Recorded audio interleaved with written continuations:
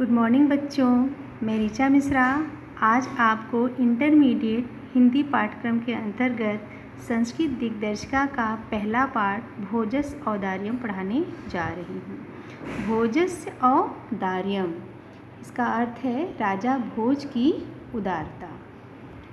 ततः कदाचित, इसके बाद तभी द्वारपाल आगत्य, द्वारपाल ने आकर महाराजम भोजम प्राह, महाराज भोज से कहा। देव महाराज कौपीन अवशेषो विद्वान द्वारिवर्तते। महाराज कौपीन अवशेषो, जिसके पास लंगोटी मात्र शेष है अर्थात दरिद्र, विद्वान द्वारिवर्तते, द्वारी पर उपस्थित है। इसके बाद तभी द्वारपाल ने आकर महाराज भोज से कहा। महाराज जिसके पास लंगोटी मात्र शेष है अर्थात दरिद्र, विद्वान द्वार पर उपस्थित है। राजा प्रवेशयित, राजा ने कहा प्रवेश कराओ। ततः तब प्रविष्ट सह कवि, प्रवेश कर चुके उस कवि ने भोजम आलोक्य, महाराज भोज को देखकर अद्य आज में मेरी दारिद्र्य नाश, दरिद्रता का नाश भविष्यति होगा इति, ऐसा मत्वा मानकर तुष्ट संतुष्ट होकर हर्ष अश्रुण मुमोज, खुशी के आंसू ढलका दिए। तब प्रवेश कर चुके उस कवि ने महाराज भोज को देखकर आज मेरी दरिद्रता का नाश होगा ऐसा मानकर संतुष्ट होकर खुशी के आंसू ढलका दिए। राजा तम आलोक्य प्राह, राजा ने उसे देखकर कहा कवे, हे कवि, किम रोदिश, क्यों रोते हो इति। ततः इसके बाद कवि ने कहा राजन, हे राजन, आकर्ण्य मत गृह स्थितम, मेरे घर की स्थिति को सुनो। अये लाजान उच्चै पथि वचनम आकर्ण गृहिणी, शिशो कर्णो यत्नात् सुपिहितवती दीनवदना, मयि क्षीणोपाये यत्कृत दृशा अश्रुबहुले, तद अंतः शल्यम में त्वमस पुनः ऊर्ध्वतुम उचितः।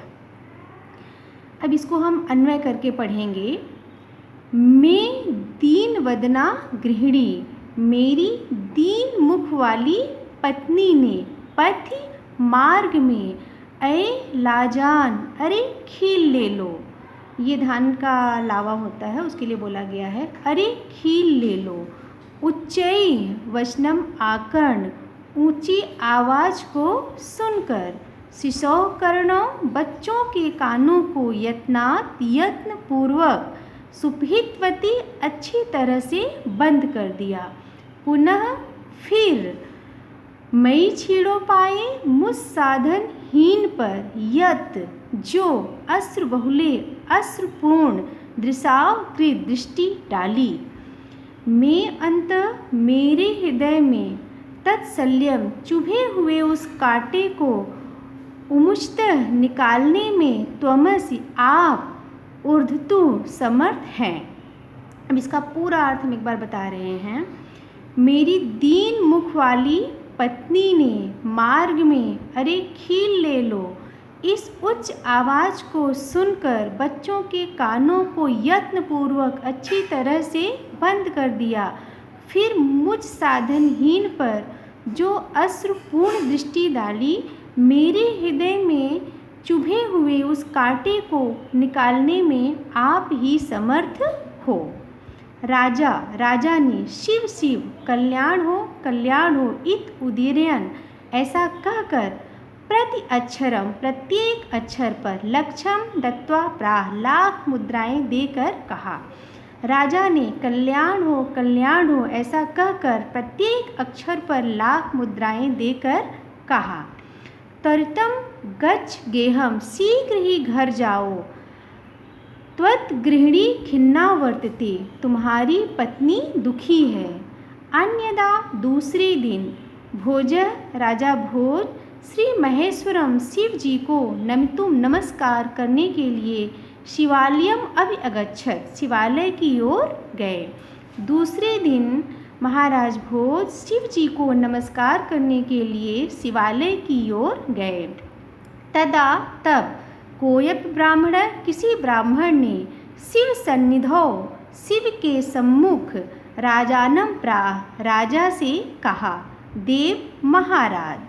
उसके बाद किसी ब्राह्मण ने शिव के सम्मुख महाराज भोज से कहा, महाराज, अर्धम दानव वैरिणा गिरिजा अपि अर्धम शिवस्य आहतम देवेत्थम जगती तले पुरहर भावे सन उन्मिलित। गंगा सागर अंबरम शशिकला नागाधिपः अच्मातलम सर्वज्ञत्वम अधीश्वरतम अगमत त्वां माम तु भिक्षाटनम।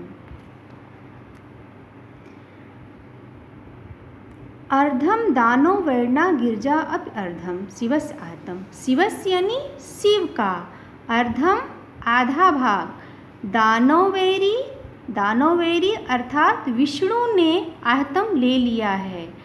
अर्धम और आधा भाग गिरजा यानी पार्वती ने ले लिया है। शिव का आधा भाग दानवैरी अर्थात विष्णु ने ले लिया है और आधा भाग पार्वती ने ले लिया है। देवे, हे महाराज, इत्थम इस प्रकार जगती तले पृथ्वी तल पर पुरहरा भावे शिव जी का आभाव सम उन्मिलित दिखाई देने पर गंगा सागरम, गंगा सागर में, और शशिकला अंबरम, चंद्रकला आकाश में, नागाधिपा अश्मातलम और शेषनाग रसातल में चले गए हैं। सर्वज्ञत्वम अधीश्वरत्वम, सर्वज्ञता और अधीश्वरता आप में आ गई है। माम तो, मुझ में तो भिक्षाटनम, भिक्षाटन आ गया है। शिव का आधा भाग दानव वैरी अर्थात विष्णु ने ले लिया है और आधा भाग गिरजा यानी पार्वती ने ले लिया है। इस प्रकार हे महाराज, संपूर्ण पृथ्वी तल पर शिव का आभाव दिखाई पड़ने पर गंगा सागर में चली गई हैं, चंद्रकला आकाश में और शेषनाग रसातल में चले गए हैं। सर्वज्ञता और अधीश्वरता आप में आ गई है और मुझ में भिक्षाटन आ गया है। राजा तुष्ट, राजा ने संतुष्ट होकर तस्मै उसे प्रति अक्षरम लक्ष्यम ददौ, प्रत्येक अक्षर पर लाख मुद्राएं दी। अन्यदा दूसरे दिन राजा समुपस्थितां सीतां प्राह, दूसरे दिन राजा ने अपने समीप उपस्थित सीता नामक कवयित्री से कहा, देवी, प्रभात वर्णय, प्रातः काल का वर्णन करो। सीता प्राह, सीता नामक कवयित्री ने कहा, विरल विरला स्थूल तारा, कुछ कुछ स्थूला तारा यानी मोटे बड़े तारे, कलाविव सज्जना, सज्जनों के तरह दिखाई दे रहे हैं, कलयुग में सज्जनों की तरह दिखाई दे रहे हैं। कुछ कुछ मोटे यानी बड़े तारे कलयुग में सज्जनों की तरह दिखाई दे रहे हैं। मन इव मुने, मुनियों के मन की तरह, प्रसन्नम भूनभ, आकाश सर्वत्रैव, सर्वत्र सब जगह प्रसन्न दिखाई दे रहा है। मुनियों के मन की तरह आकाश सब जगह प्रसन्न दिखाई दे रहा है। आप शरद च ध्वांतम चित्तात् सतामिव दुर्जनः, चित्तात् सतामिव दुर्जनः यानी कि सज्जनों के चित्त से दुर्जनों की तरह, ध्वांतम अंधकार दूर हो रहा है, सज्जनों के चित्त से दुर्जनों की तरह अंधकार दूर हो रहा है।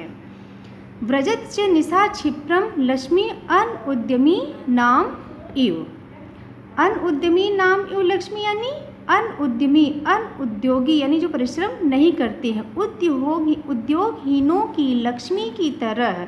निशा क्षिप्रम व्रजत च, निशा यानी रात्रि दूर चली जा रही है।